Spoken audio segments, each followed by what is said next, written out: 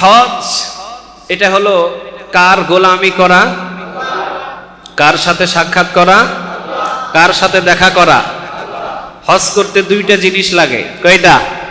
দুইটা। নাম্বার 1 সম্পদ লাগে, নাম্বার 2 শরীরের শক্তি লাগে। দুইটা জিনিস লাগে। নামাজ পড়তে শরীরের শক্তি লাগে, সম্পদ লাগে। কথা বলেন, সম্পদ লাগে। রোজা করতে শরীরের শক্তি লাগে, সম্পদ লাগে। কিন্তু হজ করতে দুইটা জিনিস লাগে, এক হলো শরীরের শক্তি, আরেকটা কি?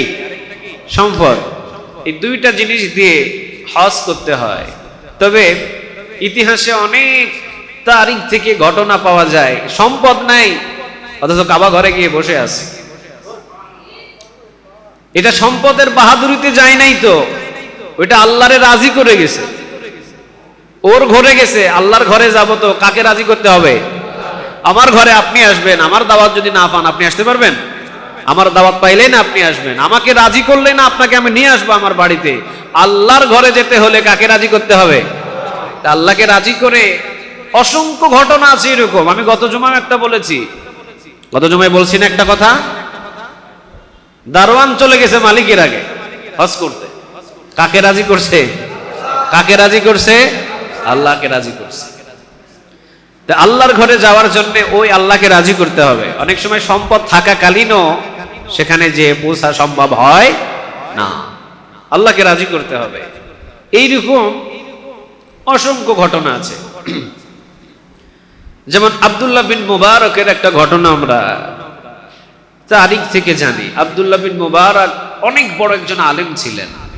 ওনাকে ওই জগতের আলেম ওলামারা ওনাকে এমন চোখে দেখতেন, উনি যখন কোনো মঞ্চে যেতেন, উনি যখন কোনো মজলিসে যেতেন, উনি যখন কোনো ময়দানে কথা বলতে যেতেন, ওনার সাইটে যে আলেমরা বসে থাকতো ওনারা বলতেন আমরা হলাম তারকা আর আব্দুল্লাহ বিন মুবারক হলেন চাঁদ। সুবহানাল্লাহ বলেন। চাঁদ দূর থেকে দেখা যায় অনেক বড়, ছোট না বড়? কথা বলেন, ছোট না বড়? আর তারকাগুলো কি ছোট ছোট দেখা যায় না? তো এইরকম ভাবে বোঝাতেন যে আব্দুল্লাহ বিন মুবারক হলেন চাঁদ আমাদের এই জায়গায়, আর আমরা হলাম তারকা, অর্থাৎ আমরা ছোট, আর আমাদের চাইতে আব্দুল্লাহ বিন মুবারক হলেন অনেক বড়। অনেক জবরদস্ত একজন আলেম ছিলেন আব্দুল্লাহ বিন মুবারক। হজ করার জন্য গাট্টি গুট্টা বাইন্ডিং করে রওনা দিয়েছেন। এর আগেও আমি হয়তো ইতিহাসটা বলেছি এখানে। রওনা দিয়েছেন, রওনা দিবেন, গাট্টি গুট্টা সব বাইন্ডিং করে রওনা দিয়েছেন তিনি। ইন দ্য মিন টাইম তার ছোট্ট ছেলেটা 7 বছরের কুচি এই সন্তানটা কান্না শুরু করেছে। কাঁদতে কাঁদতে নিজের দরজা দিয়ে প্রবেশ করছে ঘরের ভিতরে। আব্দুল্লাহ বিন মুবারক জিজ্ঞাসা করলেন বাবা কাঁদো কেন? কেউ মারছে নাকি? কেউ গালি দিয়েছে নাকি? অথবা কেউ তোমাকে ভয় দেখিয়েছে নাকি? অথবা কেউ তোমাকে ধমক দিয়েছে নাকি? তুমি কাঁদো কেন? আব্দুল্লাহ বিন মুবারক যখন নিজের ছেলেকে জিজ্ঞাসা করলেন, নিজের ছেলে ফোঁফায়া ফোঁফায়া কাঁদে। বাচ্চাগুলো যখন কান্নার ঝোঁক ওঠে, কান্নার ঝোঁকের সময় আর কোনো কথা মুখ দিয়ে বাহির হয়? বাহির হয় না। 2 বার জিজ্ঞাসা করলেন, 3 বার জিজ্ঞাসা করলেন আব্দুল্লাহ বিন মুবারক বাবা তুমি কাঁদো কেন? কোনো আওয়াজ নাই।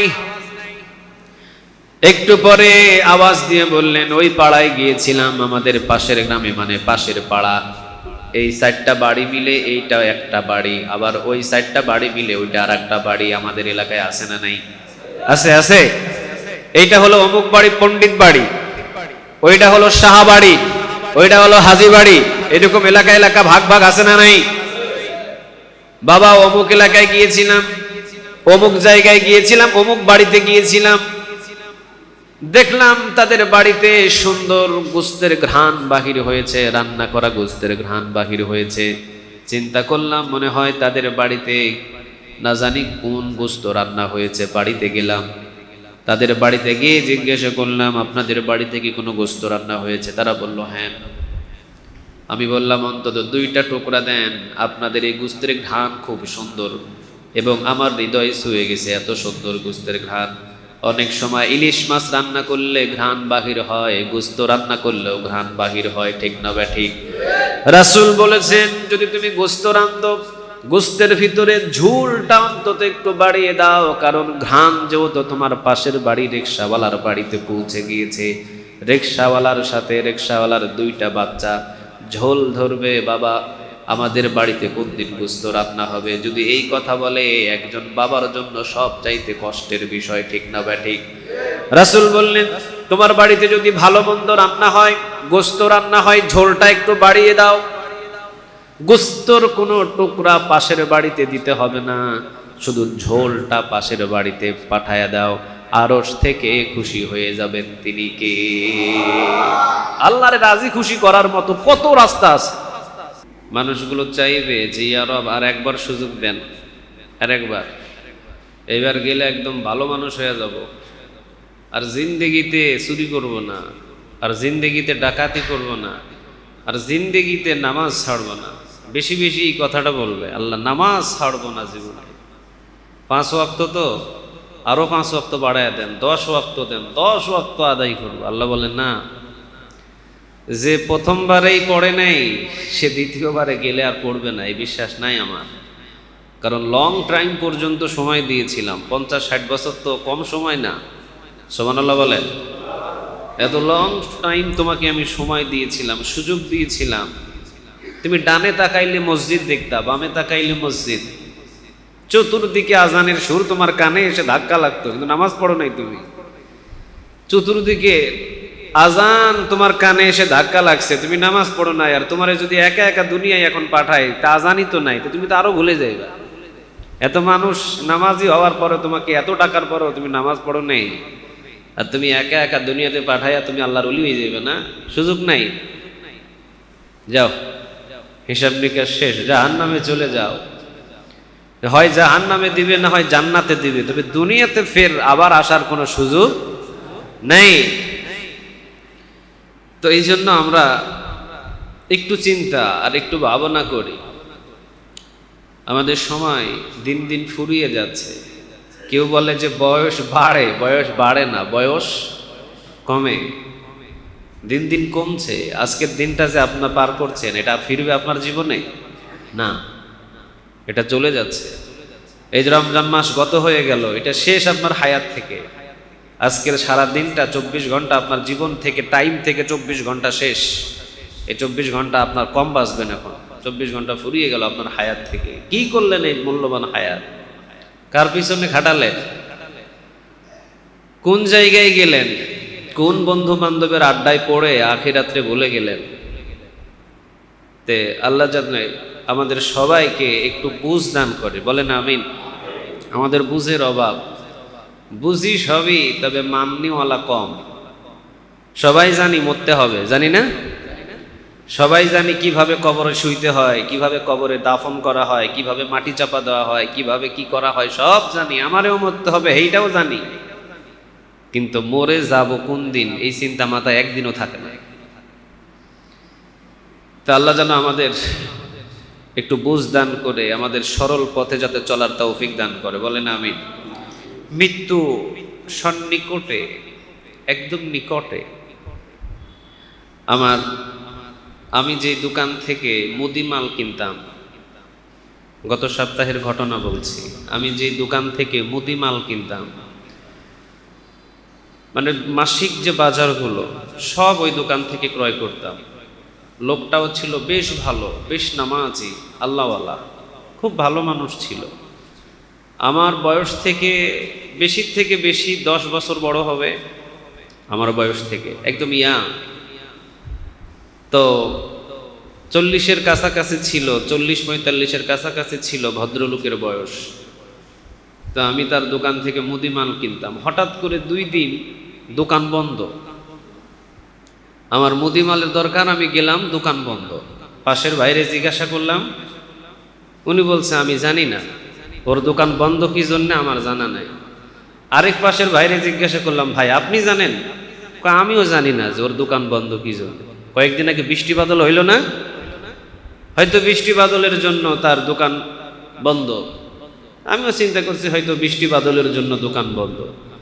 ফের 5 থেকে 6 দিন পরে আবার গেলাম, দেখলাম আবারও দোকান বন্ধ। পাশে দোকানদারে জিজ্ঞাসা করলাম, ভাই ওনার দোকানটা বন্ধ কেন? ওনার দোকানে কিছু আমার লেনদেন আছে। বলতেছে, হুজুর ও তো মারা গেছে। আমি বললাম, কি বলেন? কয়, হ্যাঁ হুজুর, ও মারা গেছে। এখানে যে বাসা নিয়ে থাকতো, পরিবার থাকতো গ্রামের বাড়িতে, ফরিদপুরের দিকে নাকি তার গ্রামের বাড়ি, আর একা ব্যবসা করতো সেখানে, বেসালার বাসা নিয়ে সেই ব্যবসাটা চালাতো। তো বাসার ভিতরে কি হয়েছে না হয়েছে, হয়তো স্টক করেছে, ব্যবসার চাপেই হোক, তার সময় হয়তো ফুরিয়ে গেছে, যে কোনো একটা ওসিলা মারা গেছে, দাফনও হয়ে গেছে গ্রামের বাড়িতে, আমি জানিই না, আমরা পাশের দোকানদারও জানে না। 4-5 দিন পরে খবর পাইছে এসে মারা গেছে। পরে তার ছেলে ছিল অল্প বয়স, ছেলেটা এসে যাদের কাছে পাওনা দাওনা কম বেশ ছিল এগুলো এখন নিতেছে। এখন চিন্তা করলাম আমি, হাইরে, দেখলাম আগের দিন দোকানে, পরের দিন আইসা দেখি দোকান বন্ধ, 2 দিন খবরও নাই, 6 দিন পরে গিয়া জানতেছি লোকটাই নাই। দোকানের জায়গায় দোকান, সম্পদের জায়গায় সম্পদ, কাস্টমারের জায়গায় কাস্টমার পড়ে রইল, কিন্তু মালিকটারে উঠায় নিল, তিনি কে? এটাই নিয়ম, এটাই নিয়ম। সময় থাকতে আমরা বুঝি না আমাদের যে কতটা মূল্যবান একটা সময়, সময়টা আমরা বুঝিই নেই যে কি সময় আমি পার করছি। যদি বুঝতেন তাহলে হাতের ভিতরে একটা তসবিহ নিয়ে 24 ঘন্টা কথা বাদ দিয়ে শুধু সুবহানাল্লাহ পড়তেন, এত হাসাহাসি করতেন না। 2 রাকাত নামাজ বেশি পড়ে এরপরে মসজিদ থেকে বাহির হতেন, আগেই দৌড় দিতেন না। আরেকটা খুব কষ্ট পেলাম আমি আরেকটা ঘটনা শুনে। আমার বাসার পাশেই যে মসজিদ, ওই মসজিদে আমি তো 5 ওয়াক্ত নামাজ জামাতে আদায় করি। তো ইমাম সাহেব আর মুয়াজ্জিন সাহেব, মুয়াজ্জিন উনি ওনার দোকান, একটা মসজিদের সিঁড়ি রুম থাকে না, সিঁড়ি রুম। ঘটনাগুলো কেন বলছি আপনাদের কাছে, কারণ এগুলো ঘটছে, সত্য ঘটনা, চোখে দেখা, এজন্য আমি বলছি। সিঁড়ির রুমে উনি আতরের ব্যবসা করে মুয়াজ্জিন। কয় টাকাই বা বেতন পায়? 13,000 টাকা তার বেতন। তো মুয়াজ্জিনের বেতন 13,000 টাকা, শহরে থাকতে গেলে 13,000 টাকা তার কিছুই না। মসজিদ কমিটি তাকে একটা সুযোগ দিয়েছে, মসজিদের সিঁড়ির রুমে আতর দোকান করার জন্য তাকে একটা সুযোগ দেওয়া হয়েছে। মসজিদের সিঁড়ির রুমে উনি আতরের দোকান করেন। তো ওনার ডান পায়ে দীর্ঘদিন যাবৎ ব্যথা ছিল, ছোট্ট একটা ঘা ছিল, ফোড়ার মতো একটা ঘা, দেখাই নাই, কাউরেই দেখাই নাই, কিন্তু ওটা নাকি ব্যথা ছিল দীর্ঘদিন। গত সপ্তাহে আমি শুনতেছি ওনার দোকান টানা 1 সপ্তাহ বন্ধ, আবার ওনার আজানও শুনি না। তো মসজিদে অন্যজন আজান দেয়, আমি জিজ্ঞাসা করলাম না, মনে হয় ছুটিতে গিয়েছে। ইমাম সাহেবকে জিজ্ঞাসা করলাম, কই আমাদের মুয়াজ্জিন সাহেব কই? আমি একটু মজা করতাম মাঝে মাঝে যে মুয়াজ্জিন সাহেব কই, কাবা ঘরের মুয়াজ্জিন কই? তে ইমাম সাহেব আমাকে বলতেছে, হুজুর মুয়াজ্জিন সাহেব আর মনে হয় মুয়াজ্জিনই করতে পারবে না। আমি বললাম কেন? কয় ওনার ডান পাটা কেটে ফেলা হয়েছে। ওনার ডান পা কেটে ফেলা হয়েছে হাঁটু পর্যন্ত, ওটা ক্যান্সারে আক্রান্ত হয়েছিল, গুরুত্ব করে নাই হয়তো, কেটে ফেলা হয়েছে। তাকে দেখতে গেলাম, উনার আকুতি মিনতি, উনি এখন বলছেন, হুজুর কত মজা পেতাম আজান দেওয়ার পর জামাতে নামাজ আদায় করতে, রুকু করতে, সেজদা করতে। এখন এই রুকু আর সেজদা থেকে আল্লাহ আমাকে ফিরে আনিল, আর আমি রুকু করতে পারবো না, আর আমি সেজদা করতে পারবো না। আমার যে আগে নামাজের স্বাদ, এই স্বাদ আমি আর পাবো না। আমার হাত ধরে ডুকরে ডুকরে কাঁদছে। তখন আমার বিবেকে একটা চিন্তা হলো যে আজকে সুযোগ পেয়েছি আমি নামাজ পড়ার, পড়ি নাই, কিন্তু এমন একটা দিন আসবে হসপিটালে শুয়ে থাকতে হবে, আর সুযোগও পাবো না, আর সুযোগ থাকবে না। তো এই 2টা ঘটনাটা আমার নিজে চোখে দেখা, নিজে চোখে দেখলাম। তো এই জন্য আজ থেকে একটা জিনিস চিন্তা করেন, সুখে থাকলেও আল্লাহকে ডাকতে হবে, কষ্টে থাকলেও কাকে ডাকতে হবে? সম্পদ থাকলেও আল্লাহকে ডাকতে হবে, সম্পদ না থাকলেও কাকে ডাকতে হবে? অসুস্থ থাকলেও আল্লাহকে ডাকতে হবে, সুস্থ থাকলেও কাকে ডাকতে হবে? খেয়ে থাকলেও আল্লাহকে ডাকতে হবে, উপাস থাকলেও কাকে ডাকতে হবে? এই চিন্তাটা আজ থেকে রাখবেন। খেয়েছেন, তারপরও আল্লাহকে ডাকতে হবে। খান নাই, আল্লাহকে ডাকতে হবে। অসুস্থ আছেন, আল্লাহকে ভোলা যাবে না, ডাকতে হবে। সুস্থ আছেন, তারপরেও আল্লাহ রাব্বুল আলামিনকে ভোলা যাবে না, ডাকতে হবে। 3 দিন পর্যন্ত চুলার ভিতরে কোনো আগুন ধরে নাই, এরপরেও আল্লাহকে ডাকতে হবে। পোলাও কোরমাও খেয়েছেন, এরপরেও একজনাকে ডাকতে হবে। তিনি কে? ওনাকে ডাকা ছাড়া কোনো উপায় নেই আমাদের। আছে? কথা বলেন না কেন? আপনাদের কাছে আছে? এই জন্য আপনি সুখে আছেন, তারপরেও আল্লাহকে ডাকতে হবে। দুঃখে আছেন, এরপরেও আল্লাহকে ডাকতে হবে। ব্যবসায় ভালো লাভবান হন, এরপরেও আল্লাহকে ডাকতে হবে। ব্যবসায় যদি লস হয়, এরপরেও আল্লাহকে ডাকতে হবে। সবাইরে ভুলতে পারবেন, কিন্তু একজনাকে ভোলা যাবে না। তিনি কে? মনে থাকবে তো আপনাদের? কতক্ষণ? এই নামাজ পর্যন্ত শুধু, ঠিক না? শুধু জুমার নামাজ পর্যন্ত এতটুকু মনে থাকলেই তো চলে নাকি? বাহিরে যে এত মনে রাখার দরকার নেই। আজকে কর্ম করেছেন, 500 টাকা রোজগার করেছেন, আল্লাহকে ডাকতে হবে। আগামীকাল কর্ম করেন নাই, 5 টাকাও রুজি হয় নাই, এরপরেও আল্লাহকে ডাকতে হবে। সুখে থাকলেও আল্লাহকে ডাকতে হবে, দুঃখে থাকলেও আল্লাহকে ডাকতে হবে। একজনা এসি রুমের ভিতরে সরকারি চাকরি করে, সেও 5 ওয়াক্ত নামাজ পড়ে। আর আপনি যদি বলেন ওর জন্য নামাজ, আর আমি তো শুধু মাঠে কর্মে কাজ করি, না আমার জন্য নামাজ না, আপনি ভুল করছেন। এসি রুমে যে বসে আছে, ওর জন্য যতটুকু দায়িত্ব নামাজের, আপনি মাঠে মর্মে কাজ করছেন, আপনার উপরেও ততটুকুই দায়িত্ব দিয়েছেন। তিনি কে? সুবহানাল্লাহ বলেন। আইয়ুব আলাইহিস সালামের নাম শুনছেন না আপনারা? উনি কি ছিলেন? আপনাদের এলাকার চেয়ারম্যান, ওই পাড়ার আইয়ুব, ওই বাজারে দোকান করে, কে? আইয়ুব আলাইহিস সালাম। উনি কি ছিলেন? আলাইহিস সালাম বলতেছি, তাও বুঝতেছেন না? আইয়ুব আলাইহিস সালাম, আলাইহিস সালাম বললেই তো বুঝতে হবে উনি একজন পয়গম্বর ছিলেন, উনি একজন নবী ছিলেন। উনি কি ছিলেন? নবী ছিলেন। নাম কি? আইয়ুব আলাইহিস সালাম। 75 বছর পর্যন্ত আল্লাহ তাকে রাজপ্রাসাদ দিয়েছেন। 75 বছর, 75 বছর পর্যন্ত তাকে রাজপ্রাসাদ দিয়েছেন। দামি দামি খাবারগুলো আইয়ুব আলাইহিস সালামকে খাওয়াইছেন। তিনি কে? কত বছর? কত বছর মনে করেন? 75 বছর পর্যন্ত, আমার কথা না, 75 বছর পর্যন্ত আল্লাহ রাব্বুল আলামিন আইয়ুব আলাইহিস সালামকে বসে বসে খাওয়ালেন। তাও কি খাবার? রাজপ্রাসাদের খাবার।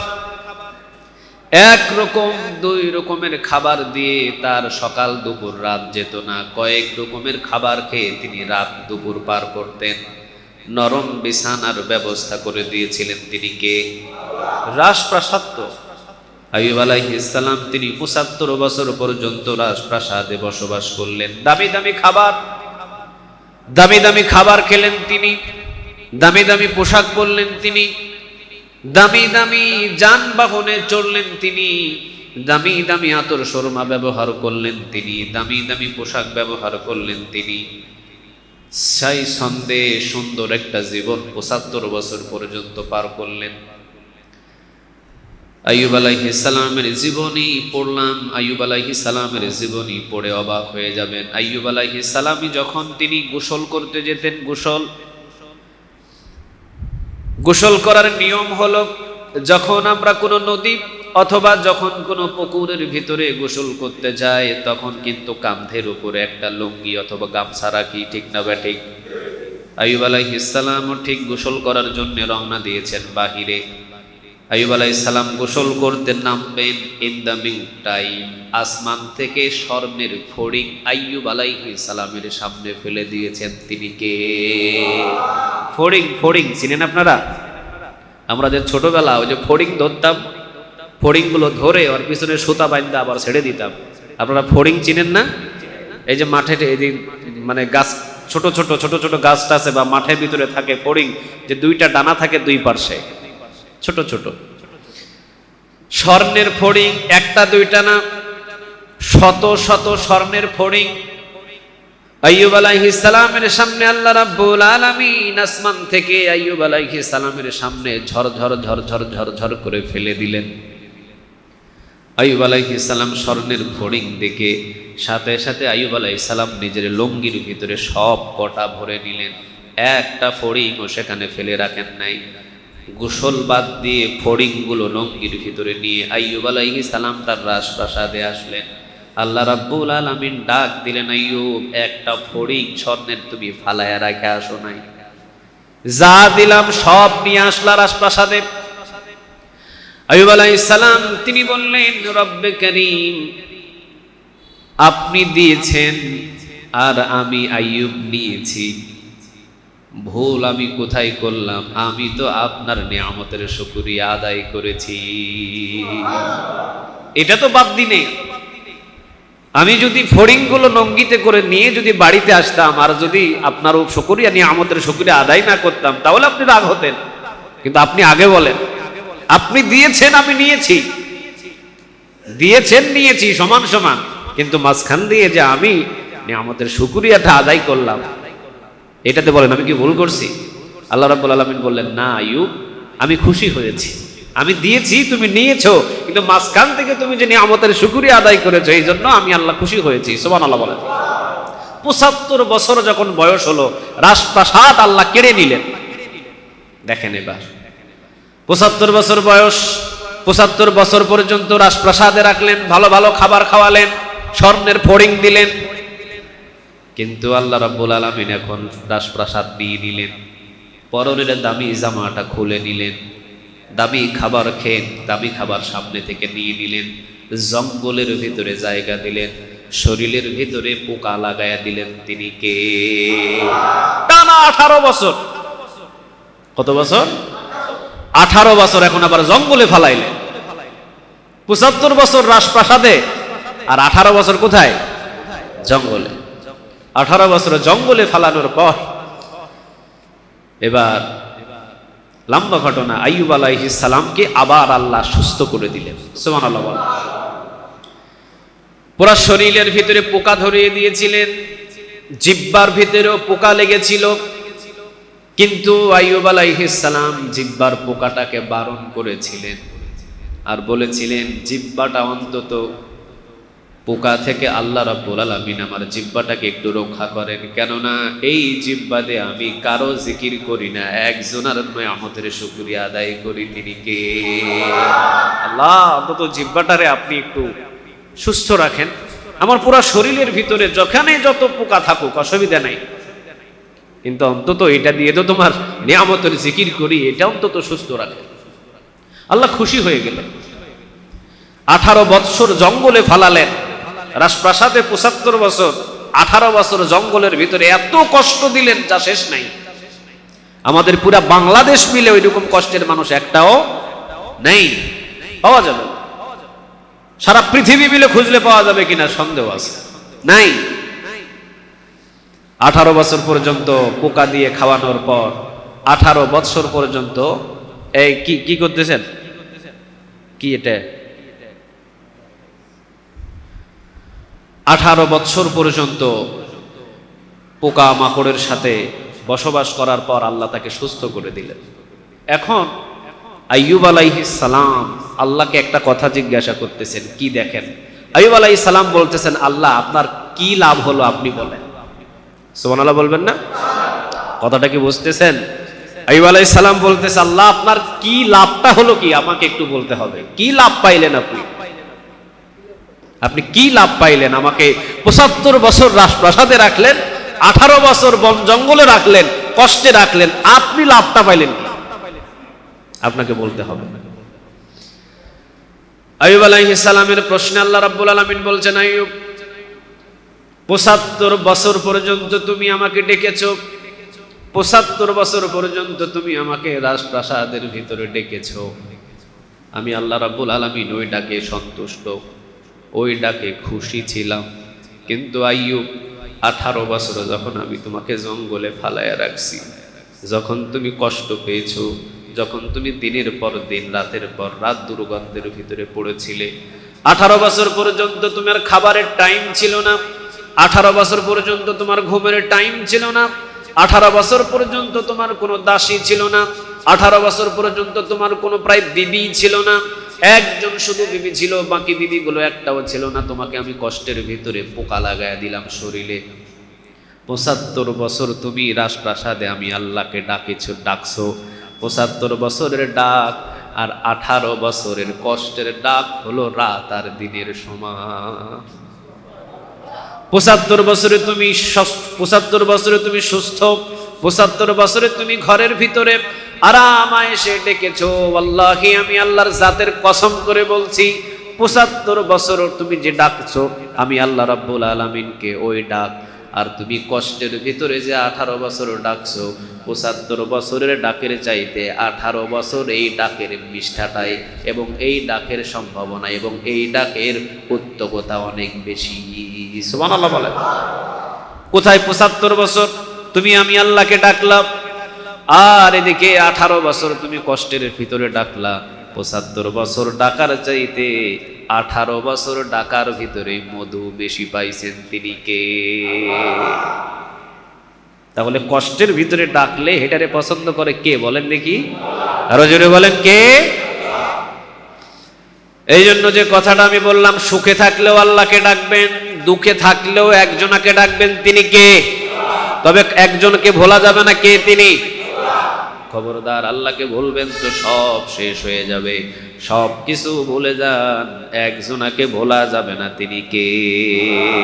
আল্লাহ আমাদের সবাইকে আল্লাহকে 24 ঘন্টা মনে রাখার তৌফিক দান করুক, বলেন আমিন। চলেন আমরা আলোচনায় ঢুকে যাই। একটা পয়েন্ট আপাতত আমরা শেষ করলাম, কাকে ভোলা যাবে না? কাকে ভোলা যাবে না? ছেলেরে বলেন, মেয়েরে বলেন, বিবিরে বলেন, জামাইরে বলেন, সব কিছু ভুলে যান, আল্লাহরে মনে রাখেন। মনে রাখেন যে আপনি জীবনের সব কিছু পেয়ে যাবেন। আল্লাহ আমাদের সবাইকে তার গোলাম হিসাবে কবুল করুক, বলেন আমিন। হজের মৌসুম চলছে, জিলহজ মাসের 10 দিনই আমরা রোজা রাখবো। কয়দিন? 10 দিন। তো জিলহজ মাসে যদি জুমাবারে যদি চাঁদ উঠে জুমাবারের রাতে, তাহলে জুমাবারে একটা হবে। 10 দিনই আমরা ট্রাই করব রাখার জন্য, চেষ্টা করব রাখার জন্য। আর 10 দিন যদি না পারি তাহলে কয়দিন করব? একদিন, সেটা হলো 9 তারিখ। জিলহজ মাসের কত তারিখ? 9 তারিখ। 9 তারিখ। আর আমরা যদি আরো 3টা করি আরো ভালো। যদি 3টা করেন, মাঝে মাঝে যদি 10টার ভিতরে ছেড়ে দেন আরো ভালো, অসুবিধা নেই। কিন্তু অন্তত আমরা আরাফার রোজাটা করব ইনশাআল্লাহ।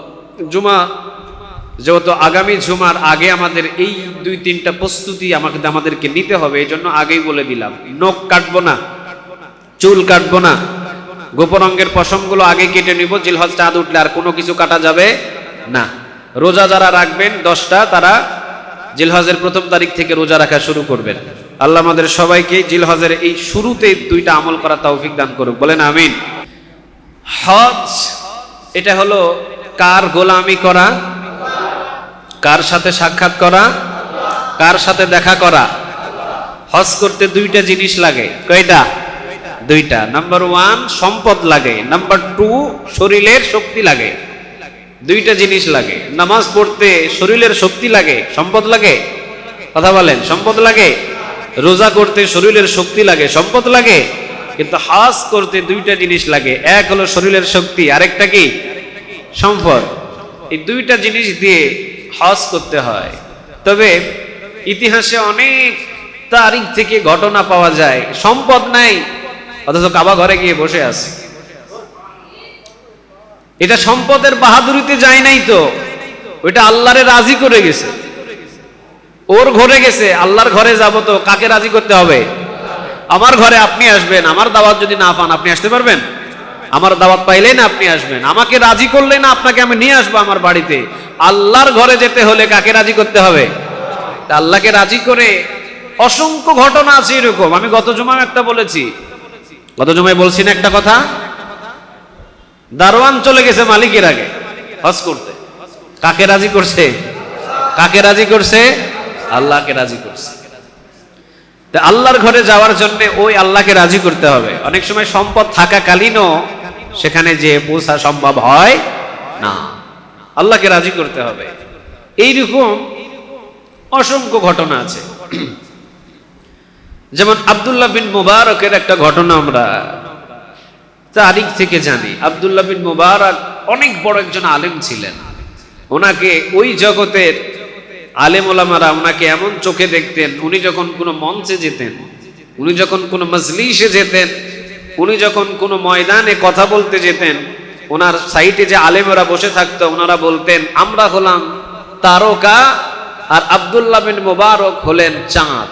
সুবহানাল্লাহ বলেন। চাঁদ দূর থেকে দেখা যায় অনেক বড়, ছোট না বড়?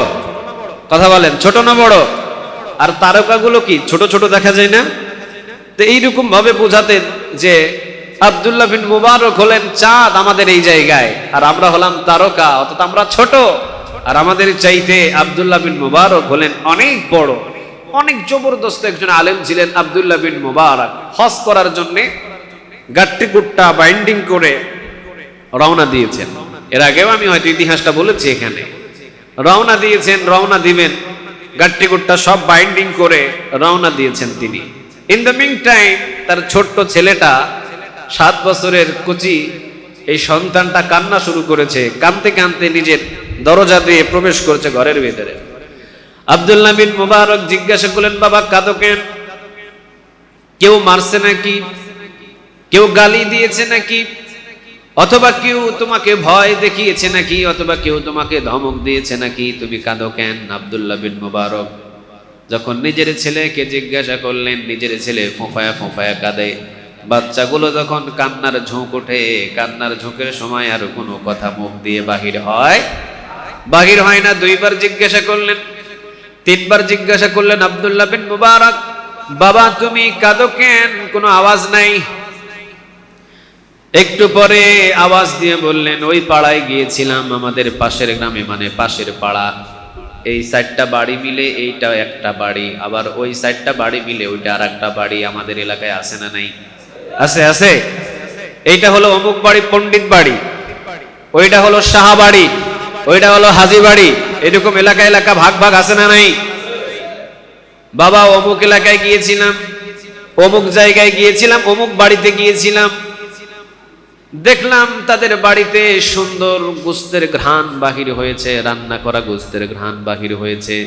চিন্তা করলাম মনে হয় তাদের বাড়িতে না জানি কোন গোস্ত রান্না হয়েছে। বাড়িতে গেলাম, তাদের বাড়িতে গিয়ে জিজ্ঞাসা করলাম আপনাদের বাড়িতে কি কোনো গোস্ত রান্না হয়েছে? তারা বলল হ্যাঁ।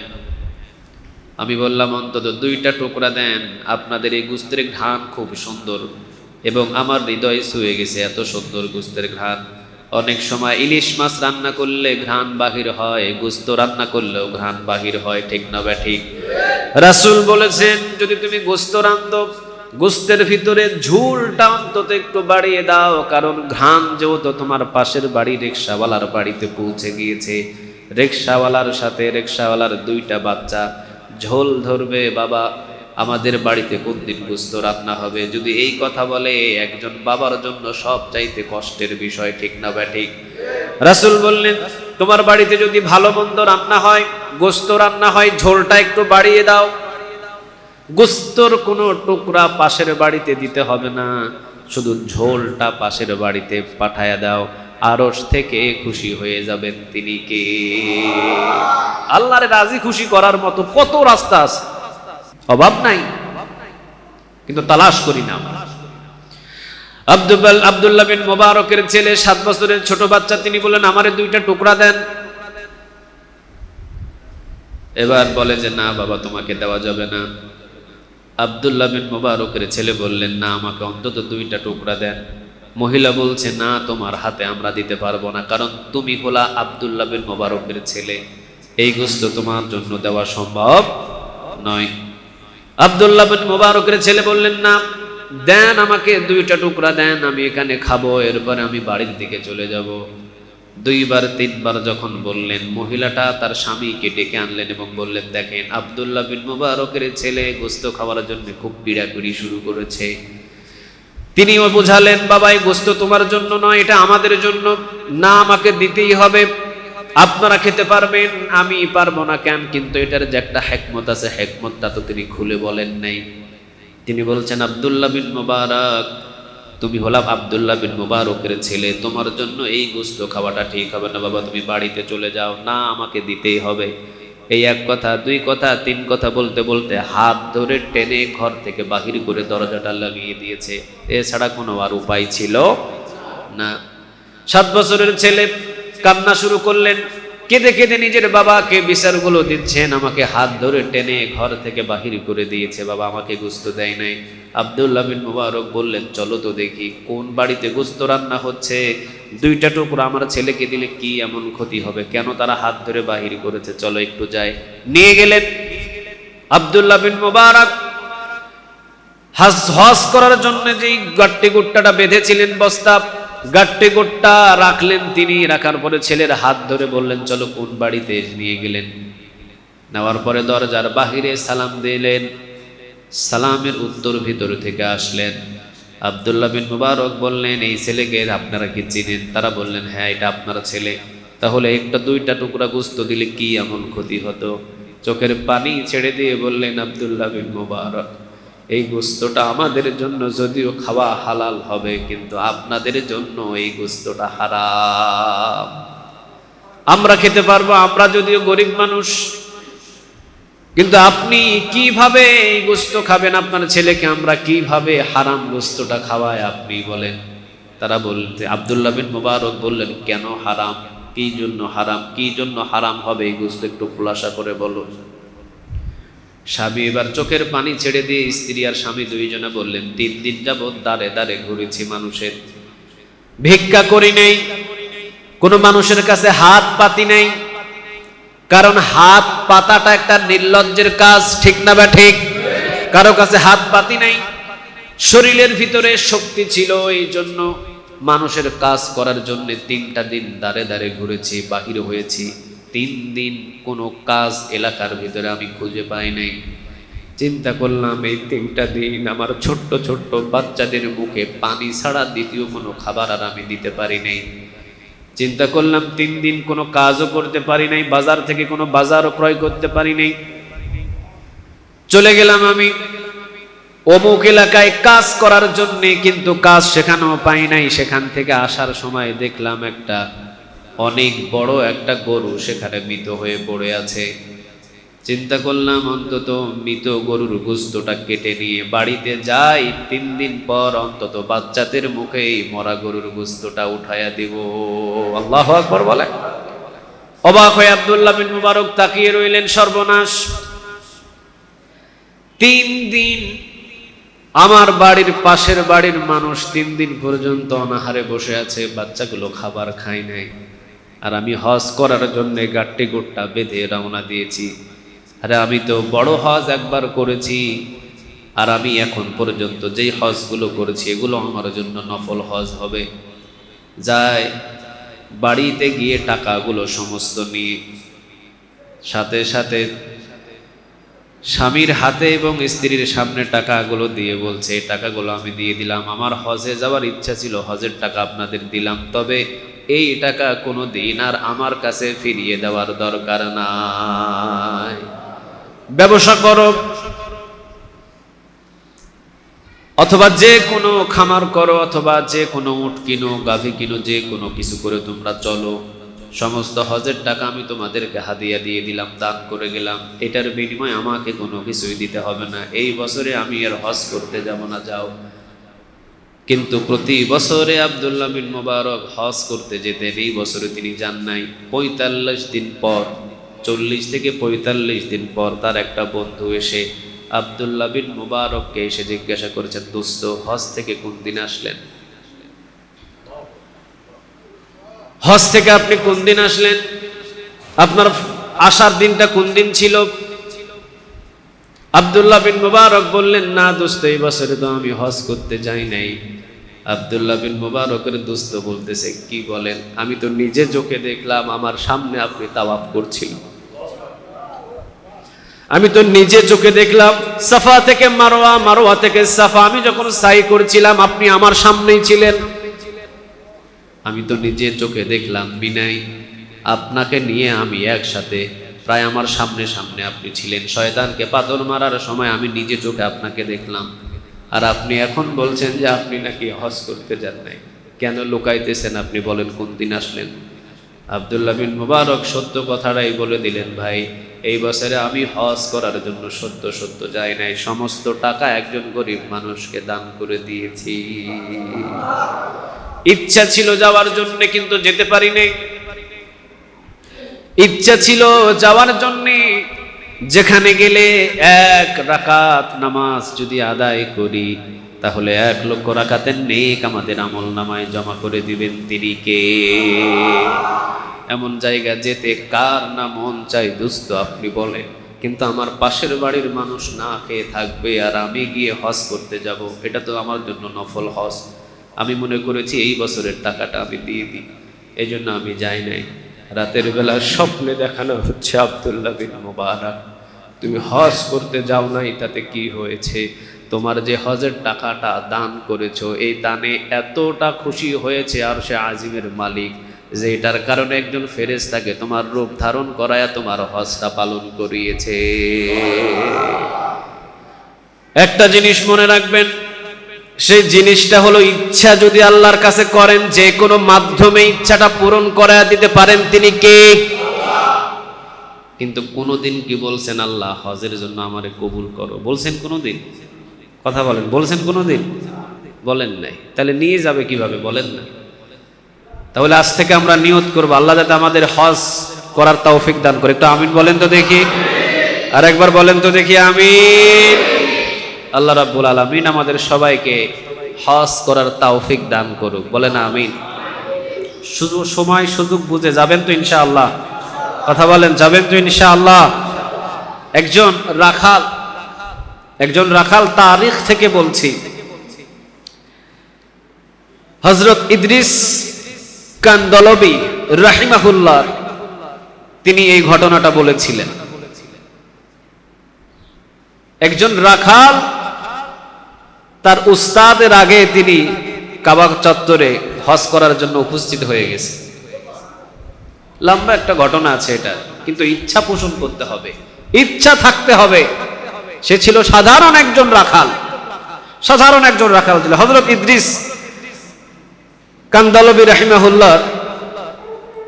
তিনি তার মাদ্রাসা থেকে গাট্টি গোট্টা নিয়ে, ওই জমানায় তো লঞ্চ করে হজে যাওয়া হতো, জাহাজ করে হজে যাওয়া হতো। জাহাজের ভিতরে উনি রওনা দিয়েছেন হজ করার জন্যে। তে হাজী সাহেব হয়তো 100 ছিল, 50 জন ছিল। এদের গাট্টি গোট্টা কম না বেশি? অনেক বেশি ছিল। এদের গাট্টি গোট্টাটা উঠায়া দেওয়ার জন্য লোক লাগে। এই রাখাল গাট্টি গোট্টা উঠায়া দিতে, ওই যে বাদাম বিক্রেতা, ডিম বিক্রেতা, ডাব বিক্রেতা অনেক সময় লঞ্চের ভিতরে থাকে না? কথা বলেন না কেন? থাকে না? এ রাখাল উঠে গেছে লঞ্চে। এ রাখাল উঠে যাওয়ার পরে রাখালও এই লঞ্চের উপরে করে চলে গেছে একদম জিদ্দায়। জিদ্দায় যাওয়ার পরে এ রাখাল এখন হজ করার জন্য সবাই রওনা দিতে, কাগজপাতি জমা দেয়। এর কাছে কি নাই? কাগজই তো নাই, এ কেমনে যাইবে? কিন্তু ইচ্ছা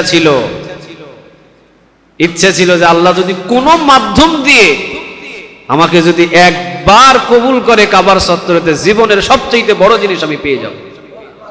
এর চাইতে বড় আশা আর তার ভিতরে ছিল না। এটাই সবচেয়ে বড় আশা ছিল তার।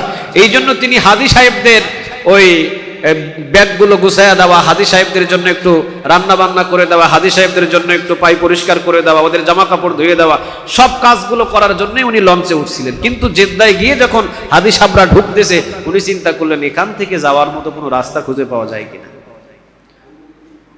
মূলত পক্ষে উনি চেষ্টা করে দেখলেন যে না, যাওয়ার কোনো সুযোগ নাই, কাগজপাতি নাই।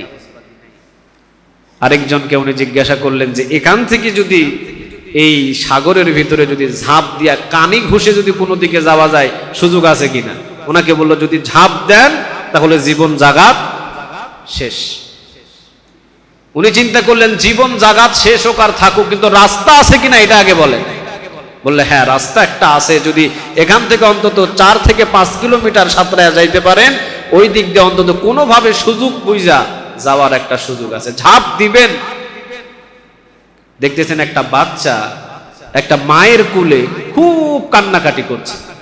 বৃদ্ধ দাদা বৃদ্ধ দাদি দুধ পান করানোর জন্য খুব চেষ্টা করছেন, গাভী থেকে দুধ দুবেন, কিন্তু গাভী থেকে দুধ দুয়ায়া এই আরবিয়ান কান্ট্রির এই আরবের এই বাচ্চাটাকে দুধ খাওয়ানো সম্ভব হচ্ছে না। উনি ওই জেদ্দার ওখানে আর হাজী সাহেবদের সাথে ভিতরে যাইতে পারে নাই, 2 দিন 3 দিন পর্যন্ত এই জেদ্দার ভিতরে উনি ঘুরতেছেন। কাগজ নাই, উনি যাবে কিভাবে, যাওয়ার সুযোগ নাই। উনি দেখতেছে এক বাড়ির ভিতরে একটা বাচ্চা খুব কান্নাকাটি করে, কিন্তু ওই বাচ্চাকে দুধ পান করানোর জন্য গাভী থেকে যে দুধ দুইতে হবে, দুধ দোয়ার মতো ক্ষমতা আরবিয়ান কারো নাই।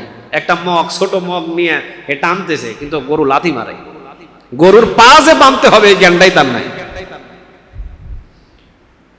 এখন উনি চিন্তা করলেন যে অন্তত একটা উপকার করে দিই মানুষটা।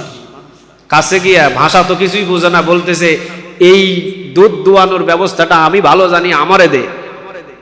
ভাষা ইশারা ইঙ্গিতে বলছে, ঠিক আছে তাহলে তুমি দাও। এখন উনি বলতেছে একটা রশি নিয়ে আসলেন, শক্ত করে 2টা পা বাঁধলেন, সামনে পিছনে বাঁধার পরে ছোট একটা বাটি দেয়, কয় বাটি না বালতি লই আয়।